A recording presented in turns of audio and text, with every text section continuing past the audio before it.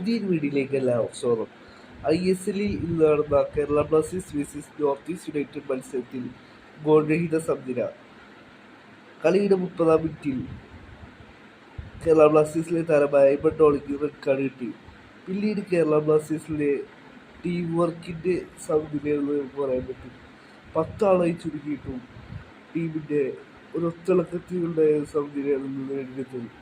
Especially ഡിഫൻസിൽ ഓരോരുത്തരുടെ performance ഇന്നത്തെ ഈ ഒരു സമനിലയ്ക്ക് ഏറ്റവും വലിയ കാരണമായി.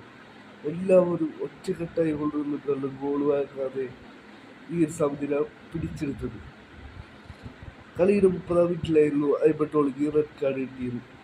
കേരള ബ്ലാസ്റ്റേഴ്സിലെ ജനുവരിയിലെ സൈനികമായ നെഗാത്തോ സബ്സ്റ്റിറ്റ്യൂട്ടായിട്ട് സെക്കൻഡ് ഹാഫിൽ ഇറങ്ങിയിട്ടുണ്ടായിരുന്നു. പിന്നീട് കളിയുടെ 90-ാം മിനിറ്റിലായി ജീസസ് സിമിനേഴ്സ് സബ്സ്റ്റിറ്റ്യൂട്ടായിട്ട് വന്നത്. ഈ ഒരു സമനിലയോട് സീസണിലെ 3-ാം സമനിലയാണ് കേരള ബ്ലാസ്റ്റേഴ്സ് നേരിട്ടത്. ഇതോടുകൂടി നോർത്ത് ഈസ്റ്റ് യുണൈറ്റഡിനോട് 2 ലെഗിലും സമനിലയിൽ പിടിക്കുകയായിരുന്നു കേരള ബ്ലാസ്റ്റേഴ്സ്. ഈ ഒരു സമനിലയോടെ പോയിന്റ്സ് ടേബിളിൽ കേരള ബ്ലാസ്റ്റേഴ്സ് 8-ാം സ്ഥാനത്ത് തന്നെ തുടരുകയാണ്. 21 പോയിന്റുകളുമായിട്ടാണ് കേരള ബ്ലാസ്റ്റേഴ്സ് 8-ാം സ്ഥാനത്തുള്ളത്. 25 പോയിന്റുള്ള നോർത്ത് ഈസ്റ്റ് യുണൈറ്റഡ് നിലവിൽ പോയിന്റ് ടേബിളിൽ 5-ാം സ്ഥാനത്താണുള്ളത്.